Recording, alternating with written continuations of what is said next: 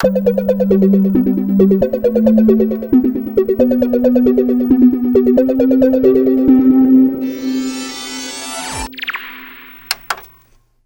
yo, yo, it is the maiden voyage of the Gaming Memories podcast, where I, Cade Call, your host, interview people you probably don't give a shit about in regards to their most impactful gaming memories growing up. On this episode, episode 1, I have Todd Robins, aka super legitimate SAG accredited stuntman, human ninja, parkour freak, and most importantly, one half of the fantastic YouTube channel Kuma Films, which is easily, in my opinion, one of the most unique and creative channels on the platform. I had a great time talking to him. Hope you guys enjoy it. Check it out.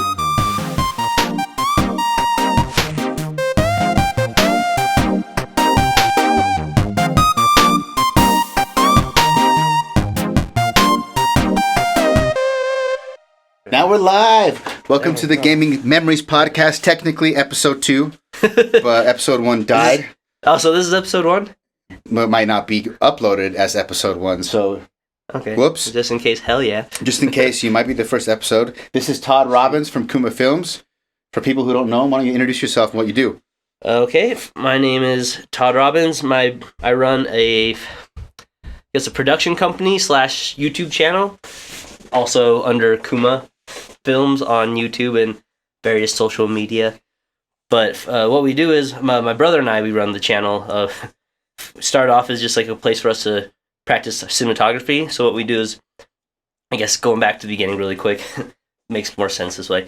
What we do is we travel around the world finding people with like unique, what would you say, talents, hobbies. Weird. I wouldn't people say who are not pursuing weird. things that they love that are sometimes not your normal everyday. Your normal obsession. Yeah. So it's normal to see someone super obsessed with like with playing basketball guitar or a yeah. sport, but not someone who's super obsessed with playing with a yo-yo. Exactly. Or even more weird, you do card tricks. What's the weirdest one, do you think? The weirdest talent that when you saw, God damn, There's a lot of weird ones. Think about it. I mean, they're like weird in like the most respectful way. Like not like, yeah. It's just like, it's so unique. Like, I guess like one of my favorites were these like old dudes we met when we were in Taiwan. They like are just like super good at like precision sniping, like tops, like old wooden tops. You know, that people play, you wrap a little string around it, you know, and you like throw it. You know what I'm talking about? Yeah. Tops like that. So like these guys could land like these tops like 20 feet away onto like quarter size like targets. It's like, so we just I don't think I've seen that video. Really? Oh, dude, yeah, we called them spin top snipers because they just like have these toys, like, boom, they'll chuck them, and they'll just land it precisely on like these small targets, like super precise. Was it in Asia? Yeah, in Taiwan. Surprise, surprise! I know, right? Well, that's where we spent. Well, it's kind of that's where we got started. So yeah. A lot of our stuff is Asian based, and we find people are more interested usually in kind of like the Asian. You know, I think it's just different. People don't kind of see that kind of stuff every day. But yeah, so in a nutshell, like, and we just try to find not just like interesting people, but also places and like just things around the world, you know, that, you know, are a little more fringe or niche that, you know, not your everyday hobby.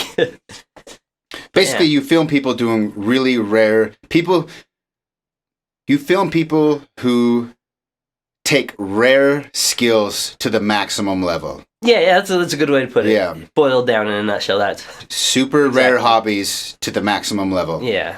And we just try to film might be spinning on a ring. It might be card stacking. That was one of the ones that blew my mind. There's that girl, I think, in Taiwan in the streets. She would like stack the cup stacking. Cup stacking, yeah. It's like... Cup stacking. Super That quick. was crazy. That was weird, right? Yeah, it's so crazy. Yeah, there's super fast. World-class people who have spent 10,000 hours practicing cup stacking. And like the crazy things, like in the comments, people are like, "Oh, get a job," or like, you know, get a real hobby or get a real job. Like, I would say like a good chunk of the people that we actually meet and film are making money off that talent. Yeah, it's a career. Like the street performers are making. Like my cousin is a director, like an actual like commercial director in Taiwan, and the ring guy that we filmed makes more money than he does as a street performer than my cousin does as a commercial director. Like, he's probably not paying taxes on that money. Probably not. But hopefully he doesn't mind. Yeah. like the first time I met him, he like, if we're going off tangent here, if that's okay. First time I met the guy, like we were gonna meet up and just kind of talk about his video really quick. So he's like, yeah, like meet me like downtown by the 101s where he normally performs. So like I'm gonna do a little performance really quick, and then after we can go grab dinner and we can chat about the video. So we go there. It's about to rain, and it's like it's about to rain, but like I'm thinking I'm just gonna do one performance while I'm here anyway. So he does his performance. Maybe it's like 5 to 10 minutes per performance on the street, and then in that time, like he probably made like a couple $100 US in like a 10-minute performance. 10-minute performance, $100 to $200. Yeah, because like and for context, of people who don't know what this is a guy that stands in like a human-sized ring. Yeah, like a big metal sphere. It's called the sear wheel. It's just a big metal ring, and he just like stands in it and he spins and rotates and tumbles and really acrobatic, like kind of like modern dancey, but with this giant ring. It's really actually pretty, like really pretty. How many performances a day can he do you think, realistically? Realistically, I don't know. As many as he wants, I guess, like 20 or 30 a day. Depends on how crowded. Went all day and how many other like performers are sharing the space with him. Yeah. Because like, sometimes there'll be 2 or 3 and they'll kind of like each perform once or twice every hour and just kind of hang out, and they're not like overdoing it because like it's exhausting as well. So, but like in just that little time, and I think because Taiwan, like a lot of their coins or bills are like bigger. Like the smallest bill is 100 NT, which is like about $3 US. So like people there, they just pull out a bill. Smallest thing they have is $3 US. Like people are just throwing that in. He gets like I swear I've seen at least like him like 100 people.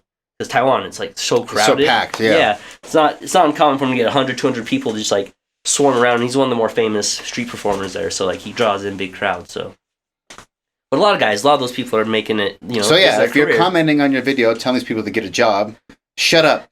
He's probably making more money than you. Maybe, yeah. It's really interesting that and he doesn't have a boss. Can do. Yeah. Even if you make more money than him, you're answering to somebody. Yeah, so he's living the life of a nomad. Just goes to show, like, no matter what it is, like, you can actually probably make a career out of anything that you enjoy doing. Minus cup stacking. I doubt that girl's making any money. That's a solid point. There's no way. She can make tutorials, and all these little kids are like freaking buy her tutorials. Probably a way. There's probably ways. And like with social media, cups, maybe. You can sell your own cups if you get famous enough as a world-class cup stacker. There's probably a way to do it. All right, well, that's what you do. So that's what Todd does. Kuma Films. Where can people find you online? Just Kuma Films on YouTube. Kuma Films on social media. Instagram, Facebook. Sorry for the long tangent. No. Jeez. And what the reason we brought Todd on is Todd is also an avid gamer, which I think makes its way. Your intro kind of has a gaming sound to it, like a little. It's the Final Fantasy VIII. You probably shouldn't say that. I know, it's hands down copyrighted. we actually changed it because I think once our channel started growing to a point, like we never anticipated to to be doing this. It was just a place to practice and kind of just upload our videos. We never expected to have a following or anything. So, like I liked Final Fantasy. I always saw that in my head when I saw like the logo pop up. I'm like, that'd be funny. But now that we're getting bigger. What'd you change it to? Just like a stock sound that's similar? We don't even have anything anymore. We just like flash our logo really quick, just like straight to the video. Like sometimes just overlaid. What sound was it from Final Fantasy VIII? Do you remember the specific sound? I think it was like a menu select. Menu screen. I may or may not have used some samples in some songs. But yeah, I just sometimes you can't recreate them. Sometimes they're so obscure. You're like, so if I do, pro tip, if I do use something from a video game that I can't figure out a way to get around it and I want it, I'll pick something from a non-popular video game. It's like super obscure. Non-iconic sound that no one's going to be able to... It's not going to caught for anything. Yeah. Once in a while. Yeah, you have to be careful, dude. You got to be careful. You can get screwed over. It's all policed by algorithms. Yeah. So it's just that the algorithm can recognize the sound. Yeah. Which... There's so many sounds in video games, and when I listen to like producer sample packs, people who are selling sample packs, everyone's just like rehashing the same stuff, relabeling it, uploading it, and selling it as a sample pack. Yeah. You don't even know sometimes when I download sample packs, either they're free or I pay for them on Splice. I'm like, I've heard this. This is in this sample pack. I don't even know. Like there was I forget his name. A prominent producer that just got busted for. He was basically farming out people to make his sample packs for him. They would go and like combine drum sounds, and one of them ripped sounds directly from the new Doom, 2016 Doom. Oh. And then repackaged them as drum samples as like his own sample pack. You know, because artists will be like, buy my sample pack, sound like me. Yeah. Uses my drum samples. But really, they're just like biting. Yeah. Well, in his case, maybe he didn't know it, and maybe whoever he hired was doing a shitty job, and they weren't instructed to do that. But he got busted for just ripping stuff straight from a video game soundtrack and selling it. Yeah. But I know a lot of other artists that spend, when they're not making music, they're creating sample packs and then selling them. But you never know. You never know. Yeah. So in the future, if everything's policed by an algorithm, you could theoretically pay money for a sample or a loop or a chord or a drum that's supposed to be like cleared to go. Yeah. But then it gets caught by an algorithm, and then it's like, you could say I bought it from this sample pack. Well, even if you paid for it, that person wasn't justified or wasn't able to legally sell the rights to that sound, and it gets really, really messy. So we actually had that happen. Really? On one of our recent videos, like one of the artists we used a sample that wasn't licensed, I think, and we got busted because of that, and because of the, to us, he signed everything. It's like, yeah, it's all good, I own everything. But apparently a sample. Yeah. Not, so and then it dings your channel. Yeah, it dings us, and we can't do anything about it unless we just that sucks completely. I think a lot of it's probably initially policed by an algorithm, because I know there's certain like distribution channels that can recognize when someone uploads your song to YouTube as like a fan channel. Yeah, it'll recognize the song and credit to you. But when it comes to creating new songs and sounds, like I don't know. I know with video games, I have a friend, Robo Rob, who's like way into the video game music scene, and has been in that scene for a long time, has done official video game remixes, and he says Square Enix has people manually checking on top of algorithms. Good thing I got rid of it. Yeah, so good thing you flew under the radar. Yep. So anyway, big video game fan. You used to have the Final Fantasy VIII menu sound in your YouTube channel's intro. Now I'm playing it safe. So as the premise of the show is, we're going to talk about your earliest video game memories, the first video game you remember seeing and playing. Then we'll go through the biggest games of your early childhood, which is up to like 12 years old. Then you'll get into your teenage years, and then gaming right now. What memories are you making right now in gaming? And then maybe talk about how gaming influences your creative work in film. Word. So let's start. What's your first game you remember seeing? First game.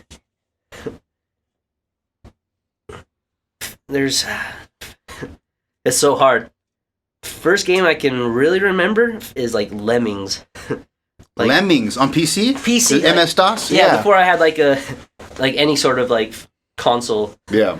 Like I remember like always getting like floppy disk games. Like, when I'd go to like Taiwan with my mom, she had a friend who owned like a computer store, and whenever I'd go, she'd always like give me and Joe, my little brother Joe, games, and they're floppy disk. And I remember like there was like this Click and Go America West, Fievel Goes, like the Fievel movie. Fievel Goes West, yeah. Yeah. There's one of those games, and then Lemmings were like two of the games I remember playing, and like putting the floppy disk in, flipping the switch, and then like run.exe, like typing in like code basically to like play your damn game. Like I remember it used to be so confusing. Such a pain in the ass, yeah. Yeah, and like sometimes like there'd just be days you forget how to do it, and you can't run your game. Like I don't remember how to start it. Or an error would pop up, and you don't know anything about computers. You're like, there's no internet. Shoot. Yeah, and you're like 6 years old. Yeah. You're like, no idea. All I remember is just like this is how I was taught to run the game. Like, yeah. I don't really know what I'm doing. You're just copying. I'm just copying what So sometimes if you haven't played a game in a minute, you forget how to run it, and then you can't play it. So there's that, and then interesting. I would have guessed Mario. Most people say NES Mario our age is the first game. It's the first game I remember. But Lemmings, that probably. I wonder what year that came out, because 90. I think it was that was 92 is when Super Nintendo came out in America. I bet 85 is probably when NES came out. Dang, yeah. I wonder when Lemmings. That's floppy disks were before that. How old do you think you were? I mean, I was born in 85, so I don't know. Like, I feel like we were always. I don't know if I was, or I can't remember how old I was when I first got an NES, my dad got one for his birthday. Came with like Duck Hunt, you know, the whole, everyone's our ages, like came with the orange zapper. Yeah. Play Duck Hunt and Mario. And then we had like Mickey Mouse Adventure, I think. Oh, I never even... It was fun. Yeah. From what I remember, it might not have been as well, but I remember that game being just like dope. I loved that game. So like, you know, NES-wise, like actual like console video game, like after that I didn't really, you know, minus like StarCraft and stuff like junior high, I didn't play. I've been more of a console gamer than I have like PC and stuff like that. But I like the earliest memories are like of playing Lemmings in my dad's computer room on his computer.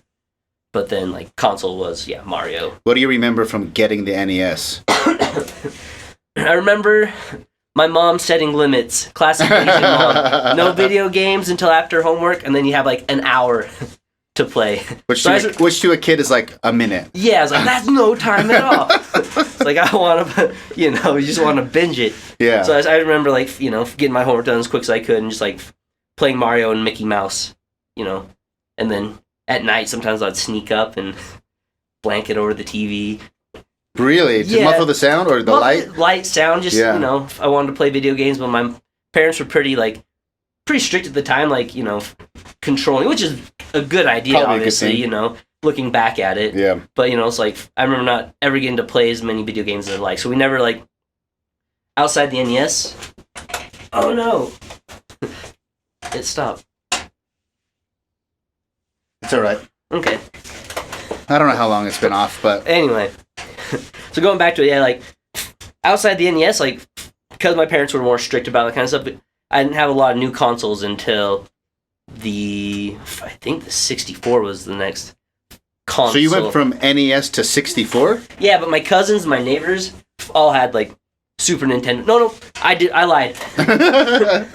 Okay, so, but it is still kind of within the realm of NES. So, because I'm Asian, my mom's from Taiwan, I actually grew up with a Famicom. Like an old school, like, you know, like the orange and black Famicom, you know, so.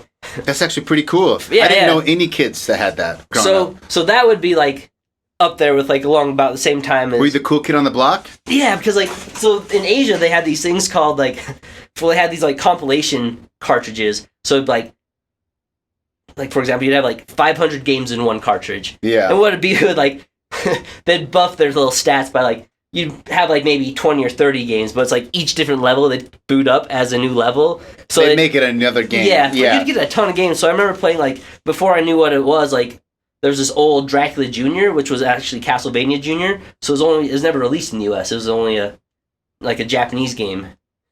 So, like... Was it all in Chinese when you played? For the most part, yeah. I think a lot of the menus and stuff were in Chinese, but, you know, so, like, there's tons of just old games like that. So I remember that was kind of, like, NES and the Famicom with these, like, Taiwan games we'd get in Taiwan with, like, all these different... just tons of games in them. So we were always kind of popular for that. Like, oh, dude, he's got, like, 500 games in one. Like, you know, and have, like, 5 or 6 of those cartridges. It was pretty fun. But, yeah, like... So you went from that to a traditional NES? We had them about the same time. Oh, so you had double whammies. Yeah, we had both, because, like, I think I got it for my birthday or something for another one. So, we had an NES and a Famicom, where we played, like, the Chinese, Japanese games that we couldn't get in the US. What game on the NES stands out to you the most? The strongest memory? Game on the NES.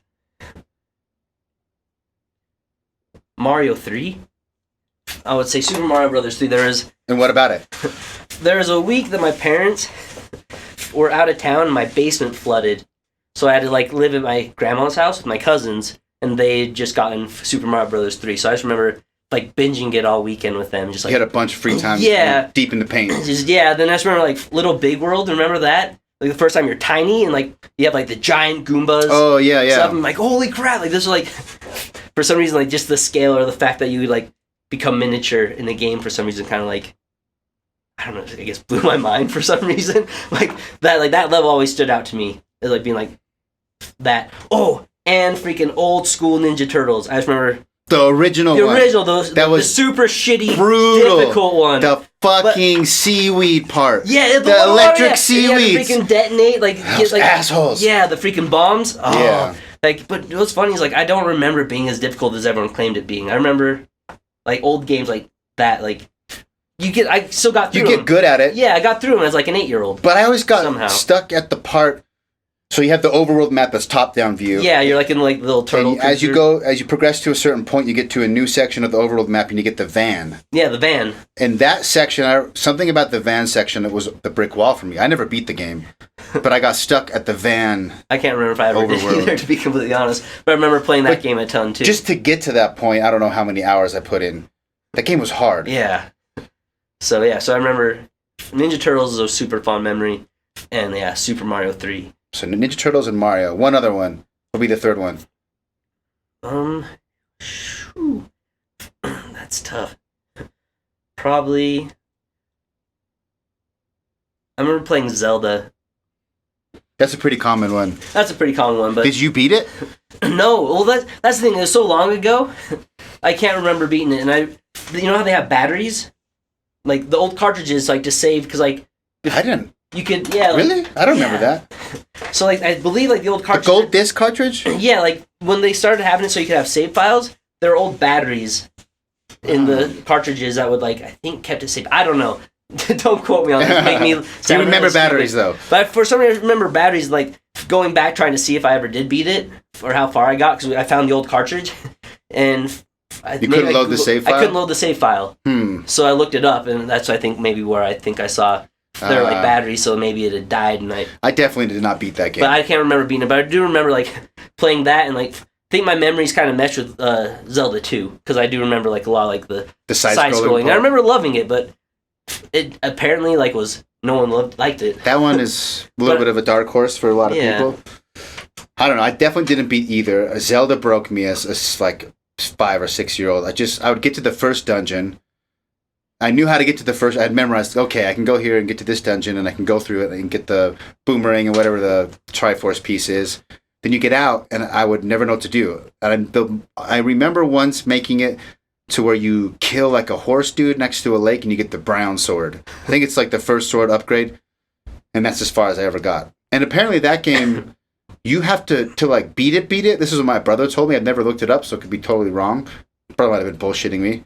But it like remixes and you have to beat it like multiple times in a row to actually beat it. Did you ever hear that? I should look that up. Maybe. I've always thought that. There's another one if you put in like Zelda is in like your username, you play another game too, like some like. Really? I didn't know that. Apparently, I don't remember if that's in 1 or 2. I have to look these up again, but those are things that I heard as well. Yeah. But yeah, so I don't know. Yeah, Zelda.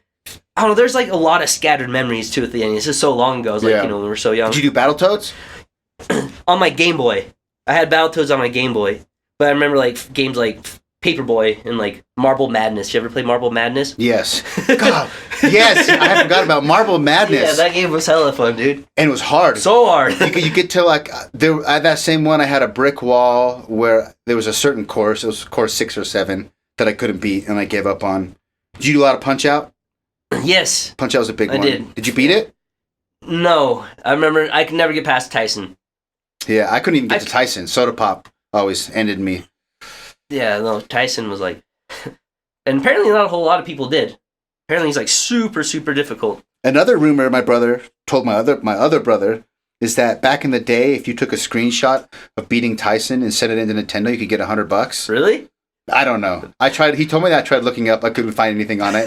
But that'd be crazy. What's interesting is that rumor must have been going around when they were kids. I don't know how widespread it was. How's it spread, too? Like, that's a weird thing. Yeah. Like, I don't know if that was a widespread thing or it was just my oldest brother being a total liar.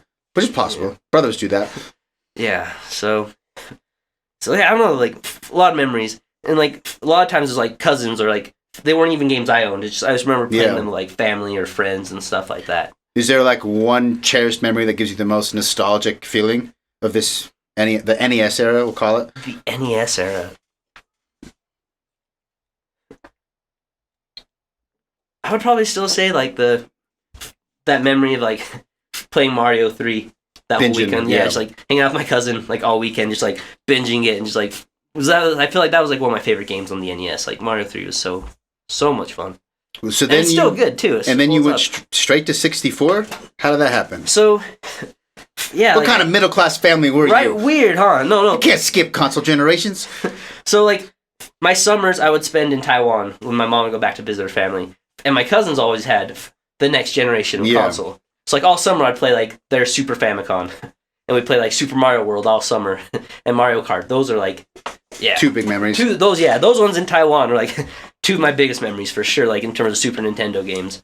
But yeah, like so for some reason I just end up skipping the Super Nintendo, and friends had Genesis, played that, but like I never actually owned like the Super Nintendo. What's your favorite Genesis memory of playing with friends? I remember playing Sonic 2 with some friends out in LA. We went and visited them. And like while my parents were out doing this, I think it was where Joe was getting adopted. No, before. It was way after that. Take that back. But I remember like playing Sonic 2 all weekend and like just being amazed that you could play, because another person could play as Tails.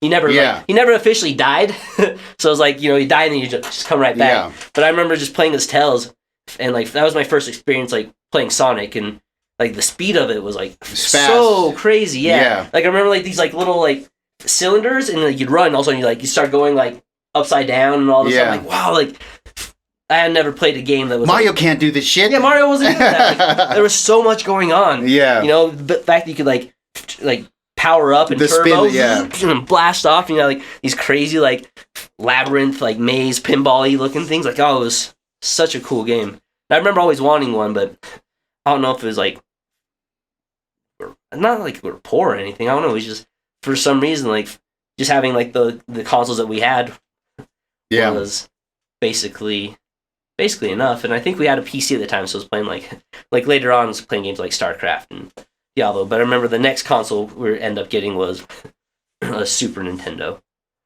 A 64? Not a Super Nintendo, yeah, Nintendo 64. All right, so what were you amped on it? Pre-order? Did you know it was coming? Was it a Christmas present? Like, what do you remember about getting the 64? I remember being super hyped. Because, like, what happened, like, I remember we were in Taiwan, and the 64 came out. I had no idea it had come out. It's not like there's internet, and I don't think there's commercials on TV. I never even heard of the 64 coming out. And I remember playing just a ton of, like, playing Super Mario RPG a lot in Taiwan that summer before I came home. So, like, in my head, like... game, by the way. Yeah, so much fun. I love it. First RPG game I've ever played. So, like, it was such a different... Yeah. But it's so much fun. And that was, like, the first kind of, like, 3D-ish Mario, too. If you remember, there's, like, some of those, like... isometric view. Yeah. There's some, like, mini games and the way that, the isometric view just kind of made it seem 3D. So I remember going back and then, like, sometime later going to Walmart, because Walmart, they had, like, a display and the new console. And I remember, like, playing Super Mario 64 for the first time, thinking it was Mario RPG. I'm like, oh, 3D Mario, cool. Started playing. I'm like, wait, this is different. What the heck? Like, then I realized the controller was weird. Not like it didn't even like phase me at first. It was like you just pick it up, start playing. I'm like, oh, this is cool. Like, oh, this is like Mario RPG, because I didn't play a ton of it. Like, didn't beat it all the way, so I didn't know. Like, just thought it was like some part I never played yet. But then realized it was like a new console. So like, I remember wanting that like super bad that Christmas. Was like the thing I wanted, but they were sold out. Like, you couldn't get them. I do remember it was hype. Like my parents, they tell me the story now. They're like running all over the place trying to get a 64. Yeah, they couldn't. Like, that's the only thing we wanted. And I just remember like, and they were like kind of prepping me. It's like, we can't find one, or maybe they had one. They just wanted to make it. But like, I just remember they were just like, they said they were just stressing, just trying to like find one because they just couldn't get them. So I remember Christmas morning, like waking up and like having like Super Mario 64 and Wave Race. Yeah. Ooh, I have some good. So we would have got it probably the same year, because I got it for Christmas. I don't know if it was the first. I think it was the first that same Christmas, because I do remember my parents, after me getting it, being kind of like passive aggressively like, that was a pain in the ass to get, by the way. You better be grateful. Which I wasn't. That sounds like your parents. Which I wasn't, probably. I probably deserved it. But yeah, what I loved about it is I already had a PS1, which is for me like the biggest console to me, but the 64 had no loading times. Oh yeah. It just cartridge like, based. Cartridge in, boom, you boot it up, and it was like right in, and I liked that. And Wave Race, the first time I saw the water, oh yeah, I was like, this is can't be real. It's beautiful. This can't be real. There's that one course you're going and the killer whale pops up. Yeah. And I'm like, oh, like almost like crying. Getting like emotional. This is so He's so pretty. Oh my gosh. Like so we were just like playing that level over and over. That one, the ones with dolphins, just the fact that you could like jet ski with dolphins and whales is like freaking like, that opening, like amazing. There's like that. The music was so good, I remember. Oh yeah. There's like the opening park level. It's like the play area where you don't race, and there's like an archway, and there's 2 little jumps, and there's dolphins in there, and you just kind of go in a circle. I spent so many hours just like the physics. I had never played a game that had like the physics felt real. Like you'd bob, you could dive underwater, you could pull it back. Yeah, you could like nose, you could kind of pop it. Just a little bit. Playing around, backflip and barrel roll. It, the barrel rolls, just playing around. Fun. There was so many. I had never played a game like that. And the water physics, everything else. Like PS1 had Jet Moto, which was a pretty popular racing game, and it was fun. But did you ever play that game? At my neighbor's. So that's kind of like the water was bullshit. It was just like flat texture, and then they would just like roll a texture like a straight line that was a wave. When I thought it was awesome when I played it, and then I saw Wave Racer, and there was like shit talking PS1 versus 64. Yeah. I ended up having both. We talked shit at school, and that was like, dude, Wave Racer, it's got better water. And like every kid in class agreed. We'd argue about Jet Motor versus Wave Racer, but it was better. Yeah, I loved Wave Race. It did having to like bob and like kind of like doing like the ski thing like in between the pylons kind of pissed me off at first. After like once you got used to it, I liked it. It was fun, but I remember like wishing I could just like, can I just like Mario Kart it, just like cruise, But, did you play Pilot Wings? Yes, I love Pilot Wings. That was a launch 64 one, yeah. I actually never owned it, but I borrowed it from a friend.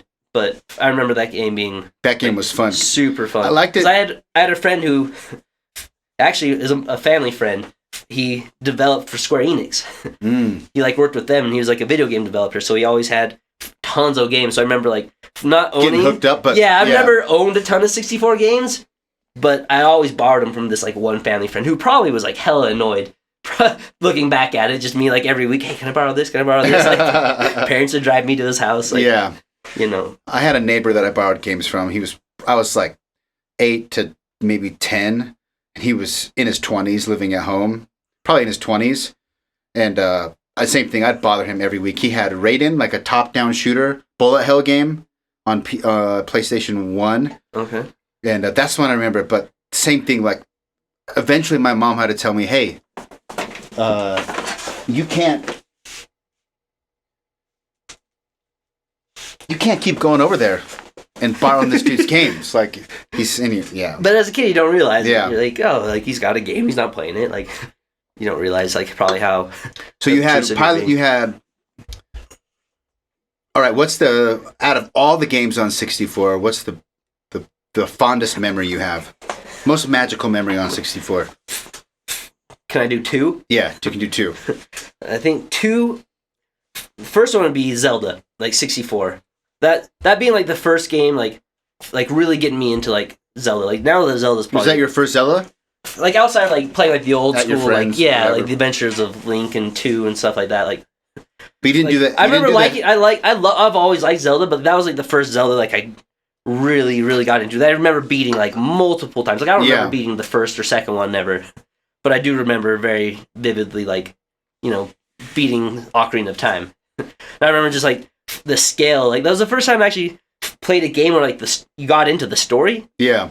And like it's a pretty basic story looking back at it now, but I remember like the scale of Zelda 64 just being like, holy crap, like such a cool game. I remember just like Christmas Day opening it and just playing it like for like a week straight because of Christmas break. Christmas vacation. Yeah. Yeah, just trying to beat it as quick as I could before I went back to school. And like I just remember like that game just so many good like moments in that game. Yeah. Even what's your favorite moment then? If you had to pick one. In Zelda? Yeah. 64. Ooh. I would say damn. Either the first time when you kill Ganon, like the head chop? Yeah, the choo. Like the very, very end of Zelda 64 when you and Zelda are fighting him. That fight obviously is like super epic. But at the top of the tower. Yeah. Yeah. Well, no, is it at the top of a tower? No, because you run down and then like the castle His collapse? Collapses, and then you have like that ring of fire that he surrounds you with. And he turns into like the demon. Into Ganon, like into beast form Ganon. Yeah. So that's the, you know, that was pretty epic. Like ending was like cool and just like freaking kills and bonds.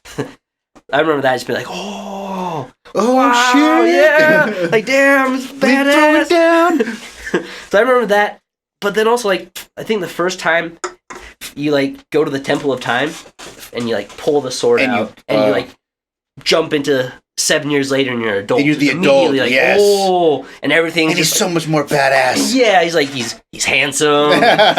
He's built. Like, but then you go out in the world and it's just like desecrated. It's like you know, it was this weird juxtaposition kind of like the first half of the game was so happy. You know, everything was very positive. Like, ooh, and I remember like forest and fairies. Yeah, it was so Hooray! fun, happy. Like the Gorons all dancing. Yeah, you know, it's just like a really kind of like a child, like the way it should feel is a very childish kind of feel. Kind of give you that, you know, sense of wonder. But then like once you come out of the Temple of Time for the first time and like Hyrule is just like desecrated. You have like redeads all There's over like the zombies in place the, and it like latches onto you. Like remember freaking like, oh shit, what the? You know, like freaking out. Like, you know, like there's this gloom that like you could like really feel. Like, you know, really immersive feeling, and like it still kind of holds up today.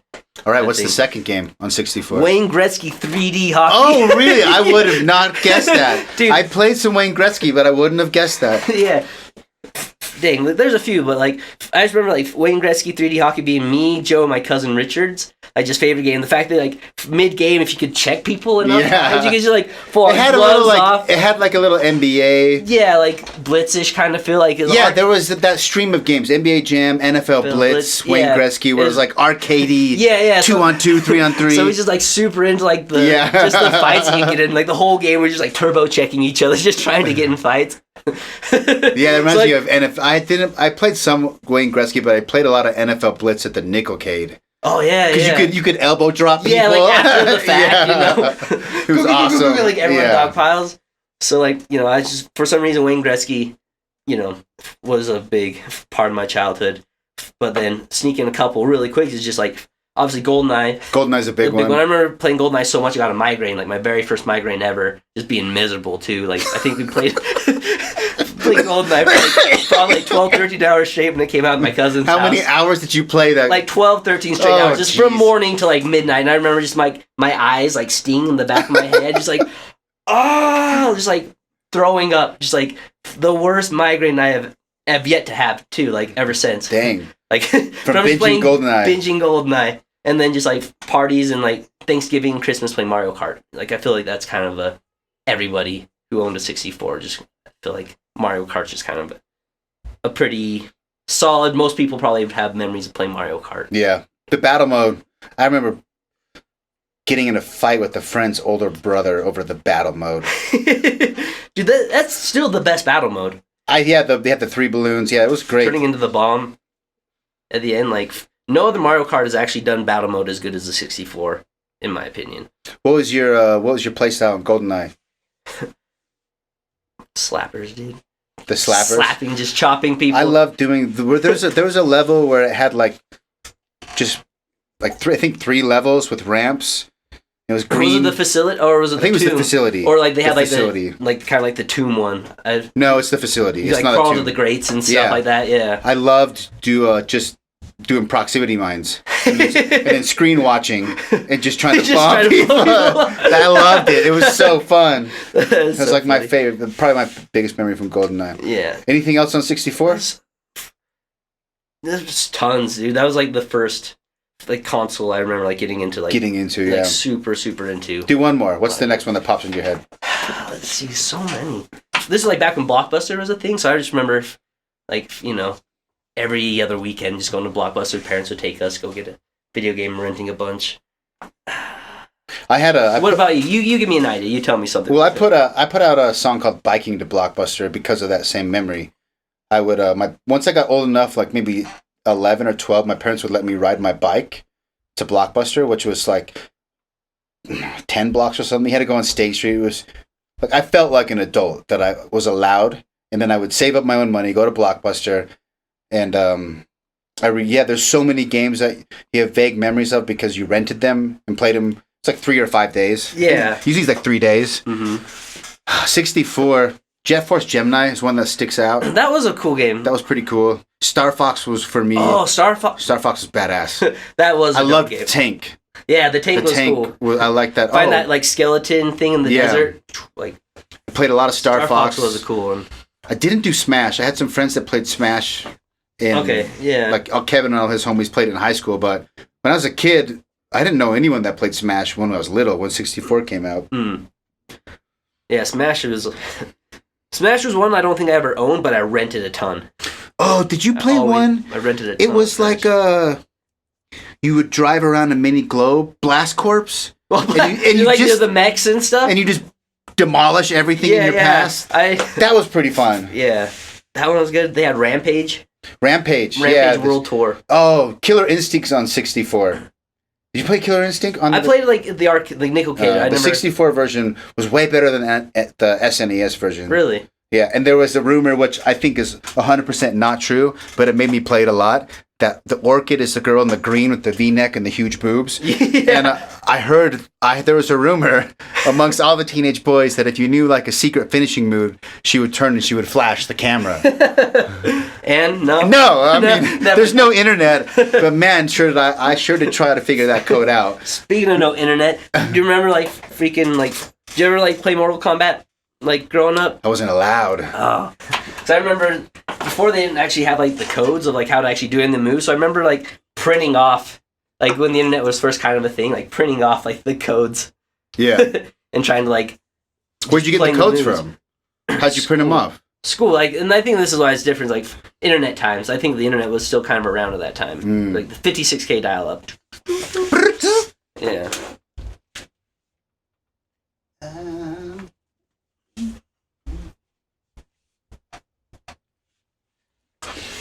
But I wasn't allowed to play Mortal Kombat.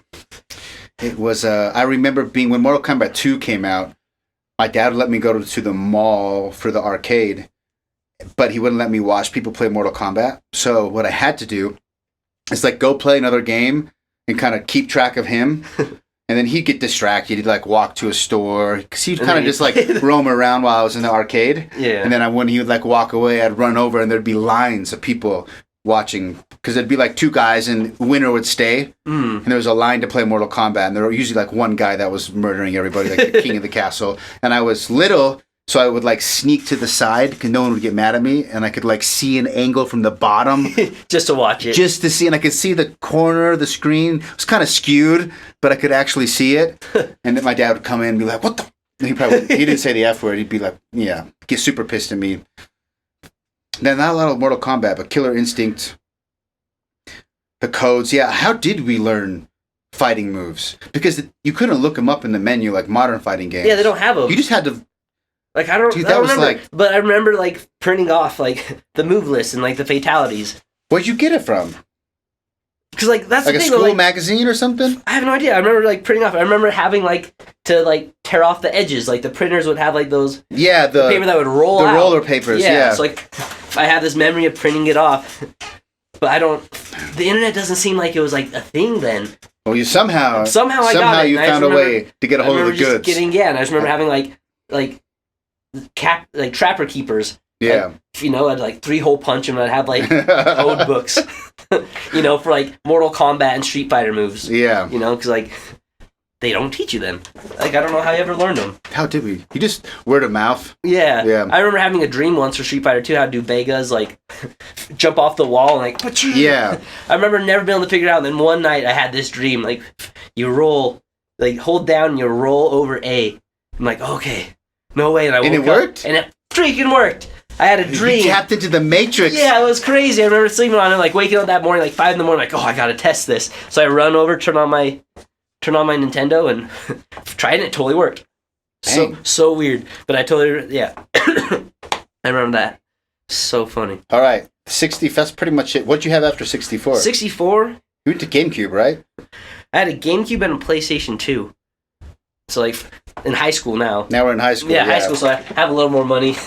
So you skipped PS1. I didn't. Yeah, I never had a PS1. Yeah, which is the golden era, in my opinion. Yeah, so like I played a lot of PS1 games purely because I had neighbors. like my next door neighbor, like one of my best friends growing up. What's your best PS1 game that you played that you got exposed to? Best memory for that? There's a bunch. 7 obviously is like when I borrow his games. Like 7 and Final Fantasy 7 and Final Fantasy 8 were 2 games I played a bunch. I never borrowed it long enough to actually beat 7 all the way through, or 8. But I remember just like always trying to go through it each time when he'd let me borrow his PlayStation. That I remember playing Parappa. Parappa the Rapper. Yeah. That game was super fun. And then this other game, this RPG called Saga Frontier. Yep. It was like way fun. I really liked the animations, kind of like this. Yeah, Saga Frontier 2. Saga Frontier 2 was marketed because they did they brought in, I don't know if they were a famous artist in America, but maybe Japan. It was like all watercolor. So instead of pre-rendered backgrounds, they had like custom watercolor backgrounds, and then they put the sprites on top of that. Yeah, I remember it being super pretty. Yeah, like, wow, this both is, like, games were beautiful. In my opinion, the PS1, because I was way into JRPGs, those like had some of the best, like non-3D visuals for RPGs. Yeah. And the PS1, it's like when you started splitting. You'd have RPGs that were built 2D, look kind of like the SNES, Genesis RPGs. Then you had 7 and the ones that were moving 3D, and there was a split. And of the 2D ones, I always thought the Saga Frontiers were some of the best ones, especially visually. Yeah. And you could play as like 8 characters, and they all had intertwining stories. And you actually play, like when you battled, you had all 8 characters. Yeah. I just remember like, holy crap, like you get a lot of attacks in. Yeah. Like usually like most like RPGs, you're like 3 people. You know, usually play 3 to 4. 3 to 4 players in your party. And this time, like Saga Frontier, I just remember like, dude, you have like 8 people in your party. It's crazy. All right, so then you got a PS2 and a GameCube. I got a PS2 and a GameCube. Yeah. Number 1 most fond PS2 memory, and then number 1 most fond GameCube memory. Okay, PS2. All right, so PS2 would be when I actually bought it. I remember like going to Media Play and like Media Play, and always playing the demo. Rest in peace. Yeah, the place was fun. But I remember always going in there like the PS2 always seemed cool. But then I remember there's a game called Zone of the Enders that came out, and I just remember like whoa, like this fast paced like mech. Did you get it as the bundle? I think. Did you get it because it had the Metal Gear demo? Yeah, Metal Gear. That's why I got too. it. Yeah, like it came with it. But I just remember like just kind of like thinking like, oh, the PS2 is cool, but like I don't. It's a lot of money. I don't really want. Yeah. I can't really afford it right now. So I just always brushed off. But I remember playing the demo of Zone of the Enders, and then having the Metal Gear. And then I remember there's one week I ran away from home. Oh. Just got like super mad at my parents. Like, running away. Ran away to my grandma's house, like lived with her for a week, and just like in spite, I'm like, I'm buying a PS2. I remember like that week just binging Zone of the Enders and living in my grandma's house. Being a rebel. Yeah, being a rebel, playing Zone of the Enders. And yeah, that was probably the fondest memory. Zone of the Enders is a big one. Or the first time I played probably Uncharted. Was the first time like I'd actually seen... I don't think that was on PS2. No, it's PS3. Oh, that's PS3. Yeah. I was just thinking in terms of like story-wise, but we'll get to that later. Yeah, and that's my PS3 memory. Yeah. So PS2, you have Zone of the Enders. Zone of the Enders is the big one. Which is interesting because there's a lot of heavy hitters on PS2. I mean, most people probably wouldn't pick Zone of the Enders, but I remember it. I only bought it. I had no idea what it was, but it had a Metal Gear 2 demo. I was like, I'm buying it just for the demo, and if the game's okay, then it's icing on the cake. The game was actually really fun, and then I ended up getting Zone of the Enders 2, which is awesome. Which is one of my favorite games still. Yeah. That game's so awesome. So I would say like I have probably more fond memories of like games, but like as a whole, I just kind of like everything that kind of that's the that time memory. Of life. Like that's like the whole reason I got it. I remember just being pissed, going to Media Play. Playing Zone of the Enders and like this is really cool. Like I'm just gonna freaking just buy it and then just playing that all week. That was fun. On GameCube, what's the number 1 standout? Tons of Smash. Smash Melee. Yeah. I would say like GameCube was like when I played a lot of Smash and I love Smash on the 64, but Super Smash Bros. Melee was like the main reason I bought a GameCube. I think would be. That and the next Zelda that was coming out that ended up being Wind Waker. Wind Waker, then Twilight. Yeah, because I thought like they had that demo that was like like a more mature look of like Zelda 64. And then they pulled the 3. That was one of my favorite games. Like oh sweet. So just for that game, and then Smash came out, but the Zelda hadn't come out yet. I got Smash like oh sweet that and Zelda like those are the only 2 games that come out worth it. And those really were about the only 2 games on. Like there's a bunch of good games, but GameCube didn't have a. Did you play any Metroid Primes? No, I never actually got into Metroids, but I'm hoping they come out on Switch because those are games I've always wanted to like get into. Yeah. So it'd be fun. I played them hindsight on emulator. Play really good. Yeah. I'd like it, but yeah, I just remember like just super getting into Smash, and that's kind of like where my love of Smash Brothers like really started. Yeah. Was GameCube, just playing that all the time. One more for PS2. PS2. Devil May Cry. Oh, yes. I would say that's a great one.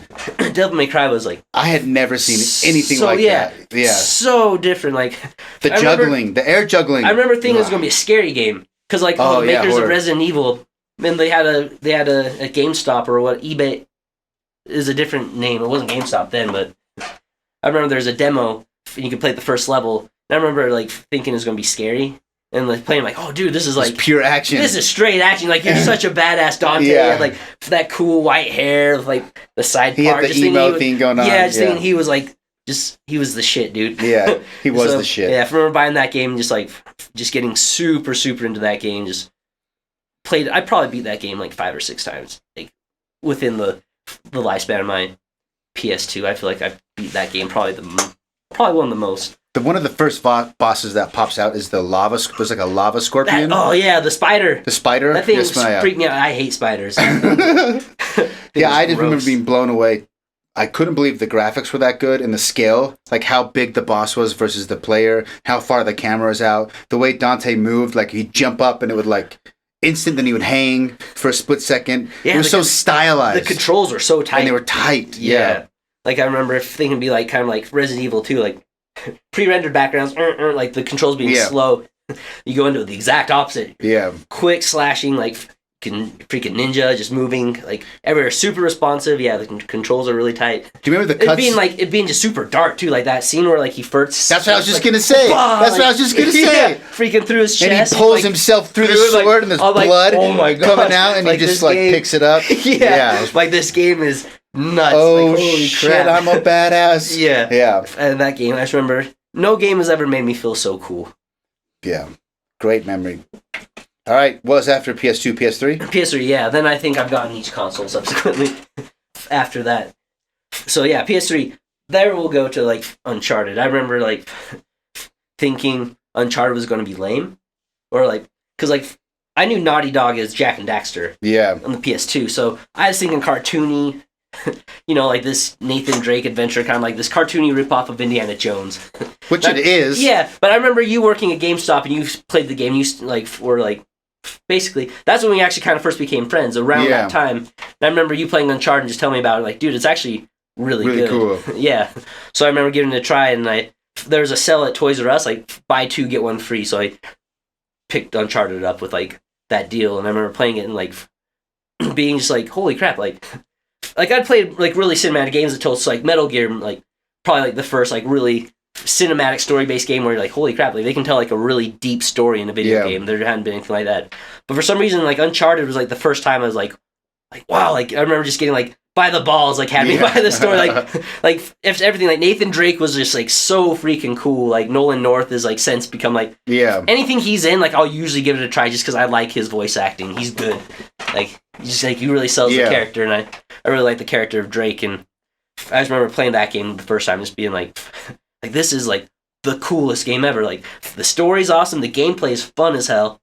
The voice acting's awesome. This guy's like your everyman, and it is a almost better, newer version of Indiana Jones, and I loved Indiana Jones growing up. So that game was so cool. And I remember like the twist at the end where like they're zombies. You're like, what the hell? Like, but it got like genuinely kind of scary. Like that gameplay was like, I remember getting like nervous and stuff. But like as weird as it still kind of fits in, So I remember just loving that game on the PS3.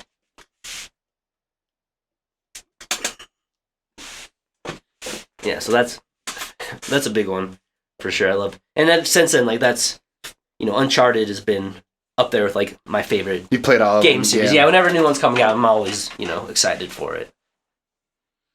Sweet. Well, PS3. Let's do. We could go because it's more recent. We could probably go off forever. Let's do top 3 out of Uncharted. 3 more. 3 more. And attach them to like a memory, like a favorite, not just the game, but. Okay. in the PS3 era, or like yeah, PS3. Let's see.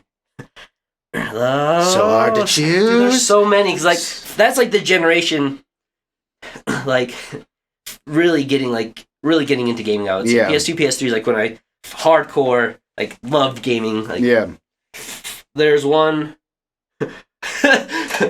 God of War. I can't remember. Is it God of War 3? That was on the PS3? Yes. I remember one New Year's just ditching everyone. Not doing shit on New Year's Eve just to play God of War 3. I borrowed it from you, I believe. Probably, yeah. I think I borrowed it from you. And I went home and played it. It was on New Year's Eve.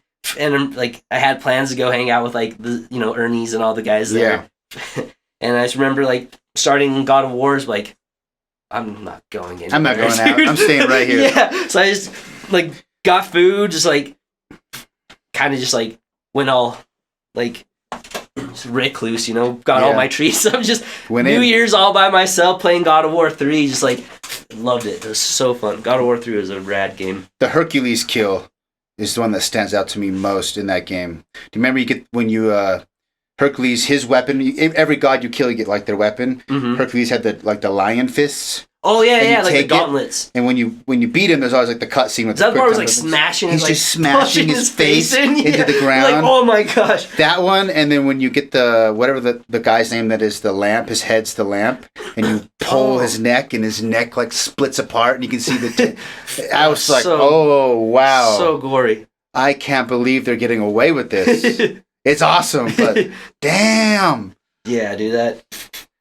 was actually one of those first ones too, like where like the violence was like a little much. Yeah. Like, holy crap! Like I can't believe they can do. It's like you like it, but at the same time, like wow, am I a bad person for liking this? Yeah, exactly. Whew. So God of War, just that memory. I was like, screw everything. I'm just gonna play this game. It's so fun. So that PS3. You never had Xbox? No. All of our friends did. And I remember like Halo nights, always playing Halo with all of our friends, but I'd never actually owned an Xbox. Ninja Gaiden at Justin's. I remember just playing the shit out of Ninja Gaiden. I did end up getting an Xbox. Yeah, that game specifically was amazing. And then Ninja Gaiden Sigma on PS3. On PS3, yeah. That one, it's like Devil May Cry, but I liked him a little bit more. And the one boss, Alma, like the chick that comes through the cathedral window, she's like the alien and she breaks through the stained glass. Do you remember her? I remember, yeah. She's a bitch. Yeah. Dang. Yeah, so, shoot. That game was hard. It was hard. All the Ninja games were so hard. Super hard, yeah. That game was difficult. Dang, PS3, there's did you do so many. Onimusha? Yeah, Onimusha was... The Onimushas were really good. I remember I did... Gone to 1 and 2. I heard 3 and the other ones were really good, but only... 4 is my favorite. The other one was Jean Reno. Yeah, 3 is the one with the French dude. Oh, the French dude, okay. Yeah, I beat that one and it was... Yeah, I beat it because I like the series. 4 is my favorite, Dawn of Dreams. It's a lot of people haven't played it. They were sick of it by the fourth game, but they ditched the pre-rendered backgrounds. It's 3D, and then you have multiple characters, and it's more RPG-ish than you actually get levels, and you have skills that you unlock, and they have this chain mechanic where you can... You know what's it called when ninjas like disappear and slice through someone and it's faded and then delays and then they split in half. I don't know if there's an actual name for that, but it's a very iconic. It's a very iconic thing. Sword slash kind of like. And so you could build up a combo meter and then you could hit triangle and a lock on and then you would like warp through someone and then you'd have like and then they would split in half. And then if you locked onto someone in enough time, you could chain them. Oh, she's like... Yeah, and so there was that was like your rechargeable special move. You get overwhelmed, then you could chain and lightning through a bunch of people. Awesome. And that mechanic it's kind of like playing Wizard of Legend a little. Oh, just, yeah, like... You know that it's... what's that one... On Wizard of Legend, there's one of the strong attacks from lightning where you like disappear and reappear and you hit everybody. Yeah, I know which one you're talking about. Yeah, sort of like that effect. Yeah, that's like a very iconic ninja thing. Yeah. It seems like just like and everyone one kill after another, just like in a line. Like, and then they would all stay. And so there was one part of the game where there was a challenge where 99 guys would come after you in waves of like 5. Oh, they'd come chain those all together, and you could chain them. And then they would build up, and then if you could chain through all 99, and all the bodies would stay until the chain ended. And then like So then the chain would end, and then it'd be 99 guys frozen, and they off, and all the experience would come out, and you'd suck it all up. Give me that XP, baby. So dope. I would just grind that over and over and over again. Yeah, you should play it. I think that's one game because I didn't own an Xbox, and I don't think I ever ended up buying it on PS3. But that is definitely the second one was kind of scary. Do you remember the beginning? You're in the forest and you keep hearing the voice, Jubei, and there's like a demon calling. Onimusha. Yeah, Onimusha. Yeah. And there's like I was in like Ninja Gaiden 2. I'm like, I don't remember, but no. And she's calling you from the cave, and I remember creeping me out. I remember Onimusha 2. Joe telling me I look like the dude from Onimusha 2. If you put that haircut on me, you kind of do. Yeah. So I always thought that was funny, but yeah, that Onimushas were rad. I remember Red Dead. Playing a ton of Red Dead Redemption. Red Dead Redemption was lots. I remember not being super into like I liked the Grand Theft Autos enough, but I was never like into them where I was like, spending hundreds of hours. But I remember being kind of skeptical about Red Dead, but for some reason just ended up like loving it, like the Wild West setting, like the story, just everything. Well, Red Dead's awesome. Red Dead Redemption's so good. That's probably one of my favorite PS3 games. My favorite part about that game is you play the epilogue. Like you beat you play as his son, like it. You choose, so you beat the game. You beat kind of like what seems the final mission, and then you're playing the epilogue, and you take your son hunting, and you like there's like because they had missions that were like cattle. You mean like before he like dies? Before he dies, before the ending. Mm-hmm. So they threw me for like a double loop because I thought like. You get your revenge on whatever the guy's name is, and John Marston goes back home, and you think everything's good, and then you're like, "Why are you making me do these like cattle herding missions?" Like this is from the beginning of the game, and then all the guys. This is so boring. But what they're doing, you're spending time with the son, and they're setting you up. They're getting you like emotionally invested. They're getting you emotionally invested. So you do. I think it's like 2 or 3 short, like non-action missions, like catch a horse, cattle some cows or whatever, and then the dudes show up and you have to do get that last stand. You try to get as many of them as you can, but you're gonna die. And then that really got me. I'm like, I got really emotional, and then the credits start rolling, and then it gets you again, and now you're playing as the son. Like what? And then you go and get revenge. It's so awesome. Yeah, that game. It's so awesome. Yeah, I love that game. That game got you super invested. I love that ending. That whole game. I remember like even like some like the side missions were genuinely creepy. Like where you had like find the cannibal. I don't remember that, but there's a side mission where you had like find like this cannibal, and I remember like just being kind of scared, like playing through, like you're just like going through this open world, like, and you're just like waiting, like, is this guy gonna eat me? Or you're gonna find it? So, and like the storylines, like in it, like they did a really good job fleshing out like the whole world. There's a ton of good stuff there. Yeah, they do a good job. Or let's do best modern game to date, most recent favorite memory, and then we'll wrap it up. Oh, dang! This goes back to the PS3, which is one I totally forgot. But I remember Journey. The first time I ever played I remember Journey. You talking about that. Oh my gosh, the game! I've never been so emotionally touched. Like the fact that you could like communicate with another player online just through like voices. Like I remember the first time playing Journey. Sorry, this is going back to the PS3 one of those memories, but like realizing that it was like another person, and I remember not just an NPC or something. Yeah, and like the music and everything about the game was just so beautiful. Like it kind of like alludes to the story. You're just kind of figuring it out as you go. But I remember there's this one time I met up with some guy, and I didn't realize he had all these scarf pieces that you could use to like make your scarf grow longer. So, and your scarf, for those who don't know, is like basically your main action. Source of jumping and flying. The longer your scarf is, the longer you can kind of float and fly. And if you collect them all, you get this dope white robe. So I was like, I remember this kid had a white robe. I'm like, what the heck? Like, so like without talking, he would like would lead me to the pieces of scarf, all the ones I couldn't find. So he'd like do like chirp me over. Like, wait, chirp what? you over. So I'd like run over there instead of like leaving him. We like did the whole game together. And he helped me get my white robe. Some stranger you don't even know. That is beautiful. Instead of ditching me, he would like guide me through. It's like, oh, here's one you probably didn't get, and like just through chirps, like do like follow him instead of like just doing my own thing. Yeah. And then when I get like thanking him back and he'd answer in like a single trip, like no problem, then we'd go off and we had this magical like journey together, dude. And like he was the only person I met. Normally, like if you play through a game, sometimes you come and go and you meet different people and you have like a list of people. But I remember that one game, it's just me and this dude. And he went through the whole game with you. The whole game with me, beginning to end. First guy I met, first time I saw a white robe, and he helped me get mine.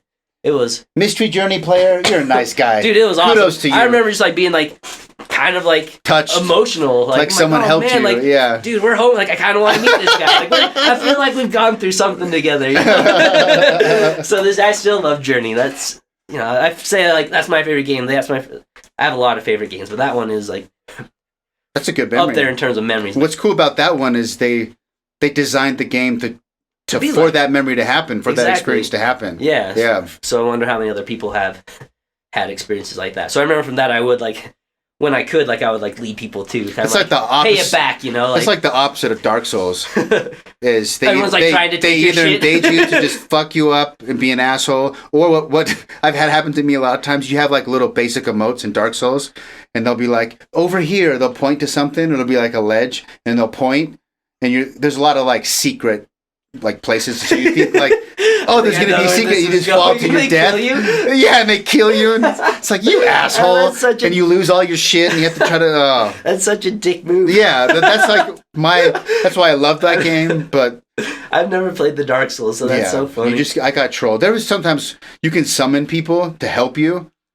Like you get to a boss or something, you can like right on the ground. It's called the White Soapstone. Summon someone in your game, and they can help you fight a boss, and they get some of the experience too, so people can grind by helping others. Sometimes people will help you, but you can also invade.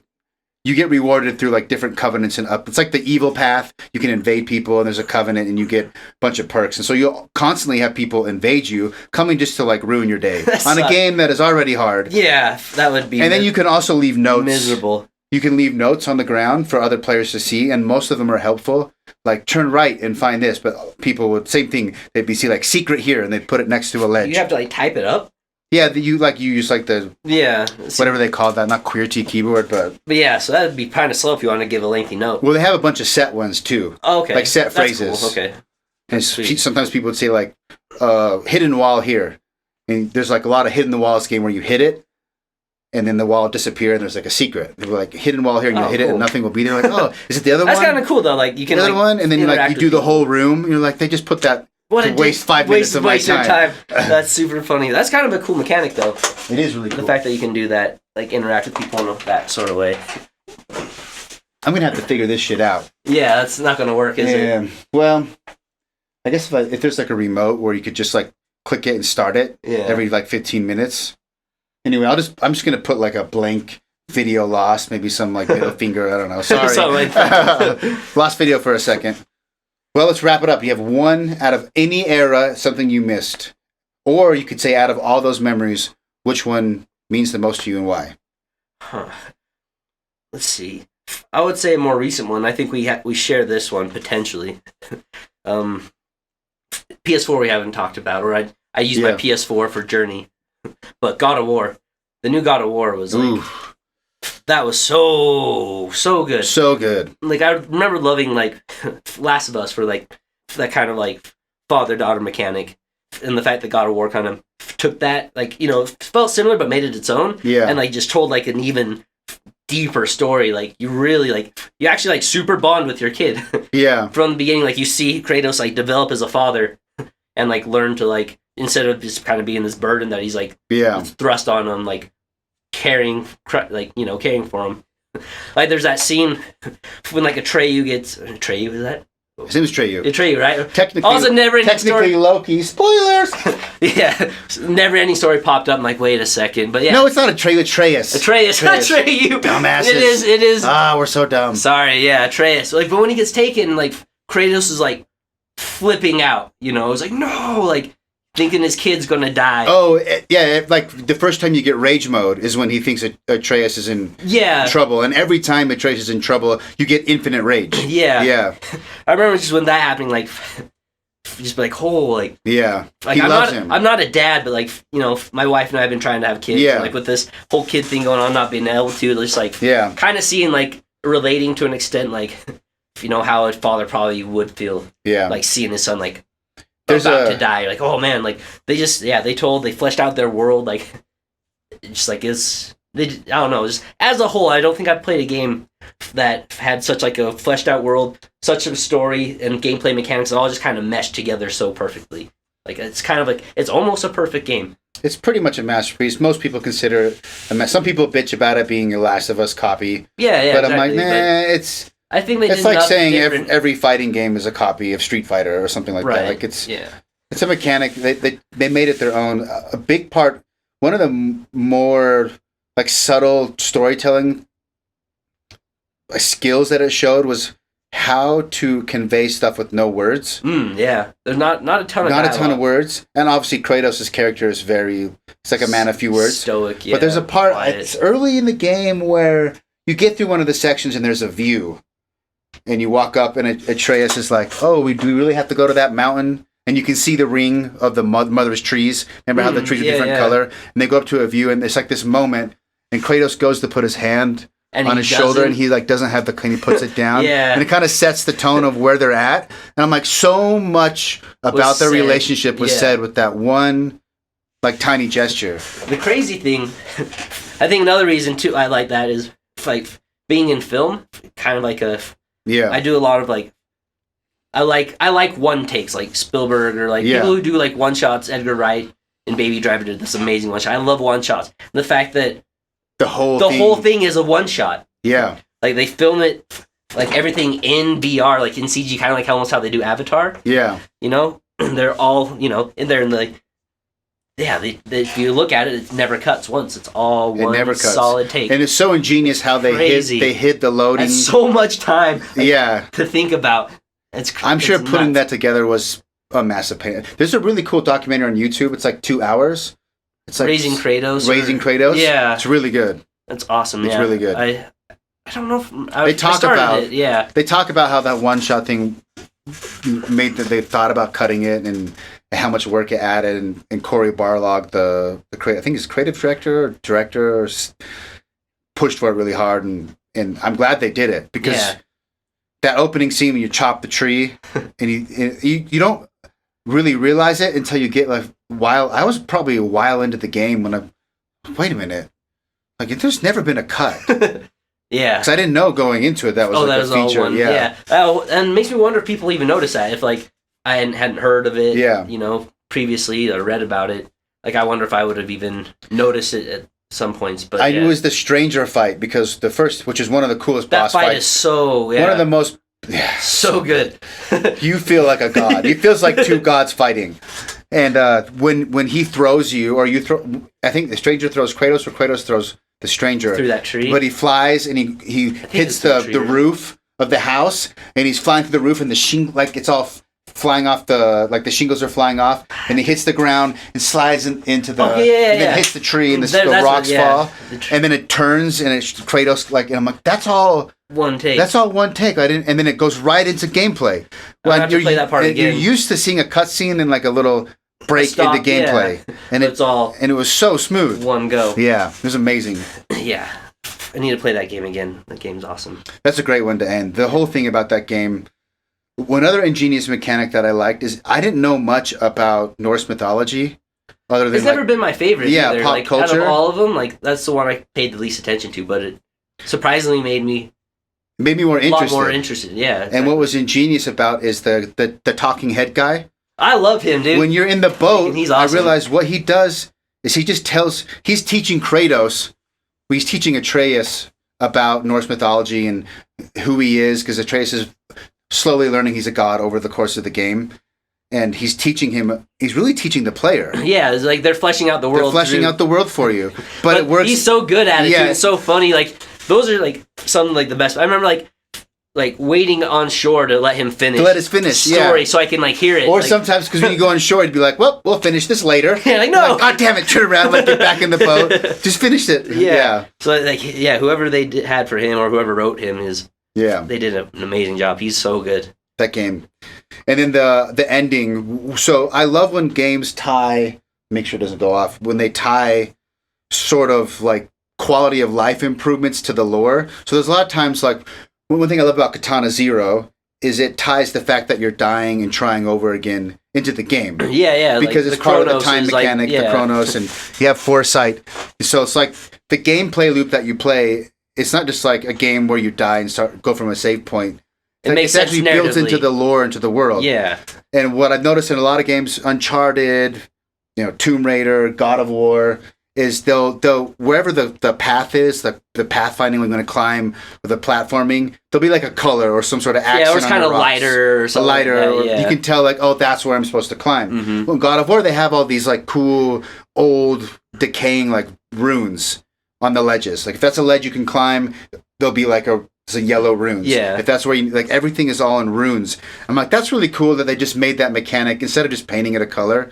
They made like it part of the. And I thought that was cool that it was like one level deep. But then when you get to the end of the game, spoiler alert, you see the mural and you realize that the mom had foresaw all of this, foresaw the whole journey. Oh, and she was like actually like planting the runes to like guide you. Yeah, she planted all the runes because at the very end, the very last ledge, you're right. He's like, that's mom's handprint.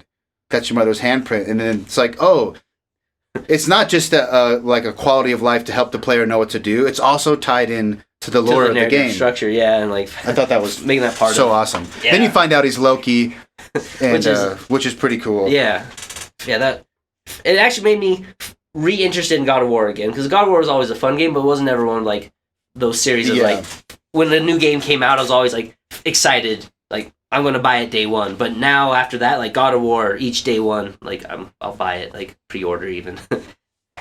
So like it made me reinvested into God of War again, and I'm stoked to see where they go, because like they kind of allude to going to different mythologies. Like I think there's some like Japanese mythology. Yeah, there was one part of the game where it had there's like a little like a mural. Statue or mural, yeah, and it had signs of like other countries. It had like a Japanese kanji, I think, or something. So they had like four different mythologies. Yeah, it kind of inferred that after Norse mythology, they're gonna potentially explore these other ones and can connect this whole like somehow it's all gonna mythological universe together. So like because Norse and Greek mythology apparently all exist in one universe. Did you ever go back to the house after you beat it? Yeah, freaking the Thor. Yeah, pretty badass. Freaking awesome. Which I didn't know about. I just randomly went back and like, oh, this is crazy. Like, no idea. Like that was even like like if you don't go back and play the game still, like you would never come across it. Yeah, it's pretty. Did you do all the pretty awesome? Like the side stuff, the flaming tower. I did a lot of them. I'm trying to beat all the Valkyries now, and they're like god hard. The Valkyrie Queen is probably the only person, I won't say it because it's a terrible word, that I might want to use the C word. Because that bitch, holy shit. Dude, yeah, the Valkyries are tough. I think I told you, I busted my brand new TV. You threw your controller. Yeah, so I didn't fully rage quit and throw my controller, but I did slam my fist on the couch, and I had a drum pad. Is that what happened? I had a drum pad sitting on the couch, and it bounced the drum pad, and the drum pad flew right into the TV. Was 2 days old, brand new Black Friday 4K TV. Christmas break. I have God of War. I'm like at the very end of it, I've been binging it. I just want to beat this fucking Valkyrie Queen, and I'm like 40, 50 tries deep, like multiple nights in a row, and I would get her down to like close to the end, then I would die. And I just slammed the couch, busted my TV, went out, bought a new TV the next day, and beat it. And gave it back. I think I still have it, but yeah, it's your game anyway. That's so funny. Yeah, so God of War is literally the only time I've ever broke anything gaming. 20 some odd years of gaming, never broke anything until God of War on PS4. So far, so good. That wood. Knock on wood. Well, that's it, man. All right, we're like fun, dude. We're like at an hour and 20 minutes. That's okay. It's pretty solid. Yeah. Nice, dude. How does gaming still inspire you for Kuma Films? Because that's kind of one thing I want to talk about too. Lots of ways. Like, I would say gaming and anime. Yeah. All in one. Like, there are shots I get that I like find, directly from something from a game. From a game, like I liked how this camera was sweeping low to the ground, keeping like its center, like as they kind of orbit, kind of like this, like being really wide angle, but keeping them kind of small and center, like gives us like really nice, beautiful, like rushing feeling. Or there's like different camera transitions, where like person's like wipe across or. So you pick up camera work from games. And, yeah. I think like scenes. Yes, games and anime have like some amazing like camera work if you like really pay attention to it. Yeah. Like I'll find myself like when I'm like watching a movie or a game, like a game I'll usually have to go back on YouTube try to find it, but I'll screen record like scenes. As you're playing a game or something. Yeah, or I'm watching an anime or playing or we'll stick to games, but yeah. Either screen record or I'll go back and I'll find it on YouTube and I'll screen record that like scene and then I'll study it. Yeah. And like, use it as a reference. Mm-hmm. And like it actually helps a lot with like since like I don't do a ton of like action or fight stuff like on my YouTube, but I do a lot of it for work. Yeah. In terms of like stunt work with like previs and stuff like that. I find I get a lot of like the angles and stuff directly from video games and kind of anime. Like I'm like, I liked how like this shot or this, the punch and the kick this from this angle yeah. with this movement. Like it's a really dynamic shot. Like, sometimes I'll steal inspiration from video games directly for like fight previs and stuff like that. What video game has the best fight cutscenes? Oh. Dude, that's tough. I'm playing Naruto right now. Which one? The Switch has Ultimate Ninja Storm Trilogy on sale. So I'm playing Naruto Ultimate Ninja Storm 2. And that's the fighting game where it's kind of like the weird... kind of the Dragon Ball Z kind of like... It's... Yeah. Like the cutscenes and the fight scenes and that are so freaking good. Like that's one I'm going to go back and I'm definitely going to like screen record some like the action sequences and that. 'Cause, like they're pretty faithful to the anime and like the anime already has like amazing fight scenes. So in like 3D space and the way the animation is, they do a great job. Like for that game being an old remastered PS3 game, like it still holds up really well. Like I think that art style is like cell shading like kind of is a kind of timeless art style. But I would say like right now because it's fresh on my mind, like Naruto has like some amazing like action sequences in like just even the fighting like in the gameplay when you're just like free battle fighting people, like the combinations and like stuff is really like, the fighting is good. Like the choreography between like the fights are. I've definitely seen some Naruto fan fight films on YouTube. So yeah, you're not the only one. Yeah, they're amazing. Yeah. So yeah, like I'd say those kind of games are really good. I don't know. Can you think of like a fighting for what game? Or there is one scene that stands out now. I think about it.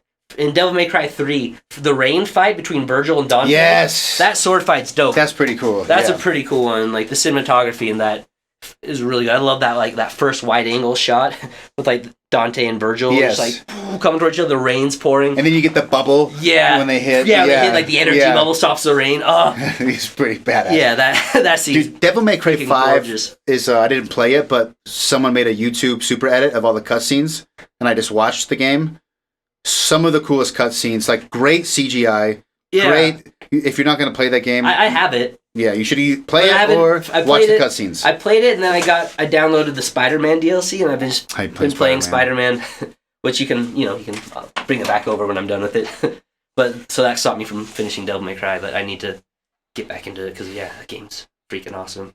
Sweet. Well, that's it, man. Sweet. All right. Thanks for having me on. Tell everyone where they can find you again online. You can find me on YouTube, on Facebook, or main, just anything on social media, Instagram, Kuma Films. It's all Kuma Films, no Kuma? Kuma's what we go by, but Kuma Films is the only thing we could get because someone else already took it, so... Check it out. Yeah. Dope. Thanks for bearing with me. Really rare, world-class talents with cool music and cool filming. Thank you. All right, man. All right. Thanks. Appreciate it. And that is a wrap. Thanks for sticking around to the end of the podcast like a real friend. And more importantly, thank you for taking my podcast virginity with so much love and so much grace from the bottom of my heart. It was a magical experience. And I'll remember you for the rest of my life. I will be like that clingy ex that you can call anytime, late at night, just like I should, but I shouldn't, but I know I really shouldn't. But I know she has a thing for me, or her, or him, however you like to swing. I don't really care. You know that person. The person you shouldn't call, but they have it for you, and you treat them like crap. Should you subscribe, share, give me a shout out in any way, shape, or form, I will be that person for you because I am an attention-seeking whore, hence why we're doing a podcast. Now, apologize for the weird kind of audio issues. I only had one working mic for the first episode. I've actually recorded 10 The audio quality has increased exponentially, and the guests are even cooler. Not that they can get really cooler than Todd, but they're all cool. So stick around for the next podcast. Love you all. Bye-bye.